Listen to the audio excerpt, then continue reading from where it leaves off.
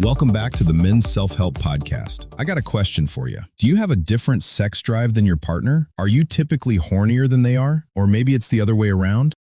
Well, I'm here to tell you, this issue comes up a lot in the counseling office. And if it's happening in your relationship, it doesn't necessarily mean something's wrong, but it sure as hell can feel that way. So today we're going to talk about mismatched sex drives. We're going to quickly explore why they happen, what they can do to a relationship, and most importantly, what you can actually do about it. And I've got somebody joining me for the conversation. His name is Jack. He's a contributing writer over on my site, Guy Counseling. Anyway, he recently came across an article on this topic, and I thought, yeah, we gotta talk about this one on the pod. Jack, welcome to the show. Hey, what's up, Dr. John? Glad to be here. So tell our listeners some of what you learned from this article. Oh, and folks, when you hear that word libido, we're talking about sex drive. I'm just throwing that out there because I don't want us to get too clinical. Okay, so here's something wild. Did you know that mismatched libidos are one of the most common issues couples face, but it's rarely talked about openly? It's like this silent struggle that so many people are dealing with. Yeah, it is, because I hear about it all the time, like a lot. And what's even more surprising is how often people think it's a sign their relationship is doomed, when in reality, it's just a normal part of being in a long-term partnership.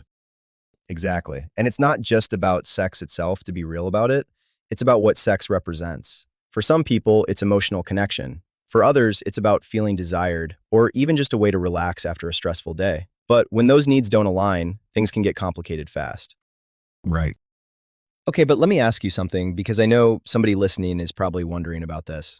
Screw it, I've wondered about it. Where does masturbation fit into all of this? I mean, if one person wants sex more often than the other, is taking care of yourself sometimes actually part of the solution? Yeah, it absolutely can be. And I think we need to normalize that. Masturbation can be one perfectly healthy way of managing differences in sexual desire. Your partner doesn't necessarily have to be responsible for meeting every sexual urge you might have going on. What about porn, though? Because I feel like that's where things can get a little more complicated. Yeah, and it can. Porn and masturbation aren't necessarily the same issue. For some couples, porn isn't a problem at all. For others, there may be boundaries around it. And if porn starts becoming a substitute for intimacy, creates secrecy, or one partner feels like it's interfering with their sex life, then you've got something different going on. So basically, taking care of yourself isn't necessarily the problem. It's more about whether the way you're doing it is creating another problem in the relationship. Exactly. And that's why couples need to be able to talk about this stuff without shaming each other. What's okay in your relationship? What's not? Because there isn't one universal rule that's going to work for everybody. Right, and I think a lot of people assume that mismatched libidos mean there's something wrong with their relationship, but that's not necessarily true. It's often about external factors like stress or even physical health that have nothing to do with attraction or love. Totally. Like, take stress, for example. We know from research that chronic stress can actually shut down your libido because your body's in survival mode. It's not that you don't want your partner, it's that your body literally can't prioritize sex when it's overwhelmed. And for folks listening, I'll drop a link in show notes on that one. That's such an important point. And on the flip side, some people actually experience an increase in libido when they're stressed because they're looking for a way to feel connected or whatever. It's fascinating how differently people respond to the same triggers. I mean, shit, man. I know guys who claim sex is the only way to clear the brain. You know, discharge the pressure, drop the weight, all that pent-up energy on the plate, if that makes sense. Did you just rhyme? But yeah, it does. And then there's the whole rejection cycle that can happen. Ann Krajewski from that article, and she's a psychologist, talks about how the higher sex drive partner often feels like they're always the one initiating, and when they're turned down, it can feel personal. Meanwhile, the lower sex drive partner feels pressured and starts to withdraw even more. That's such a tough dynamic because both people end up feeling bad about themselves. The high sex drive partner starts questioning their worth, and the lower sex drive partner feels like they're broken or inadequate. I can see how that can become a lose-lose situation if you don't address it. Yep, it absolutely can be. And I've worked with enough people to know, when it doesn't get addressed, it becomes a thing. Know what I mean? I mean the elephant in the room, always present, but nobody's talking about it. Okay, but let me ask you something, because I know this is something guys complain about a lot. What if your partner almost never initiates sex? Doesn't that usually mean they just don't want it as much? Not necessarily. And I'm glad you brought that up because this comes up in the counseling office all the time. There's a big difference between having sexual desire and feeling comfortable initiating sex. Somebody can absolutely want sex and still feel awkward being the one who starts it. Maybe they're afraid of rejection. Could be they grew up with messages that made initiating sex feel uncomfortable. Shit, they could just be self-conscious about their body. Man, I've even seen it where the relationship just developed a pattern where one person became the initiator and the other person became more responsive. So I guess what you hear me saying, Jack, is this. If your partner rarely initiates, I wouldn't automatically translate that into they're not attracted to me or they don't want sex. Those may be two very different things. So basically, frequency of initiation isn't always a reliable measure of horniness, for lack of a better term. Exactly. And that's why couples have to talk about what desire actually looks like for each of them, instead of assuming they already know. Exactly. But the good news is it doesn't have to stay that way. One of the biggest takeaways to me was that mismatched libidos aren't about fixing one person or the other. It's about understanding each other's needs and finding a way to meet in the middle.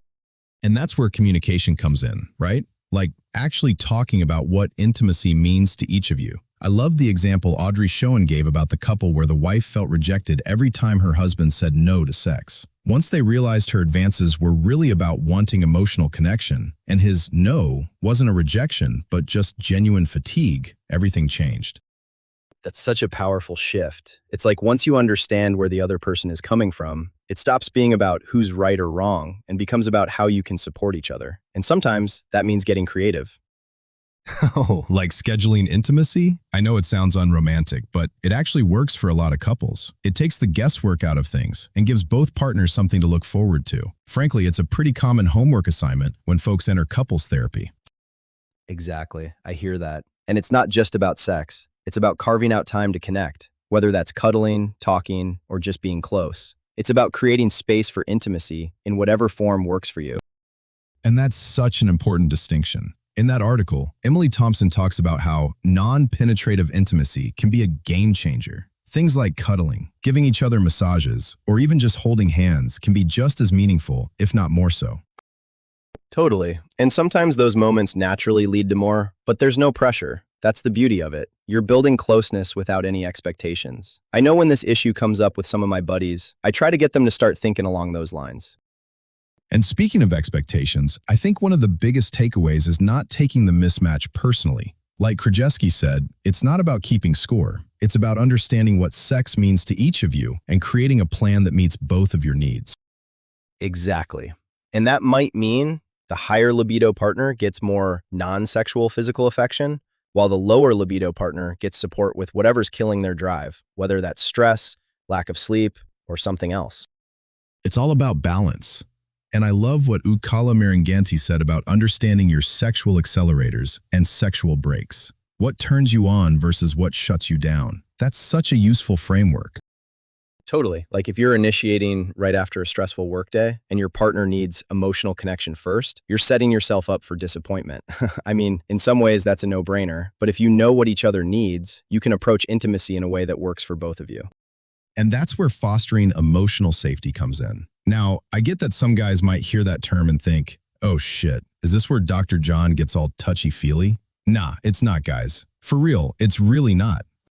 This is the part where I emphasize the importance of building anticipation through non-sexual touch and mindfulness. And yes, we're talking about channeling a little woo, but that shouldn't surprise listeners, at least not our listeners.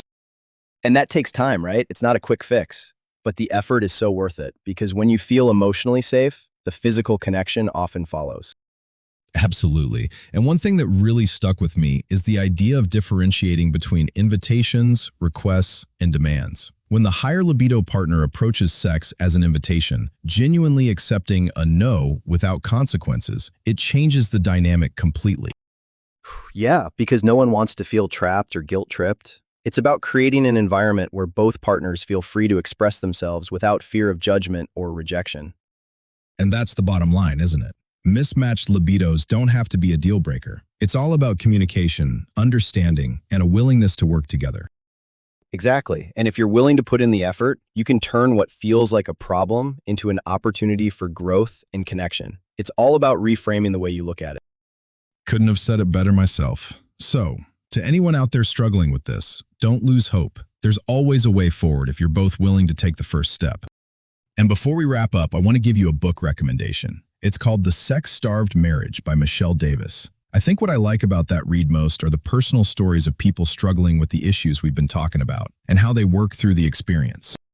So if this is something you're dealing with in your relationship, you might want to check it out. I'll put a link in the show notes for you. And remember, you're not alone in this. Mismatched libidos are way more common than people realize. It's all about finding what works for you and your relationship. Jack, thanks for making the time to come by and share that article with us. Oh yeah, no problem, Doc. And guys, if you found today's conversation helpful, do me a favor and follow the show wherever you're listening. And if you've got a minute, leave us a rating and review. It really does help other guys find the podcast. And as always, thanks for making the Men's Self-Help Podcast part of your day. I'm Dr. John, and until next time, take care of yourself and have a great one.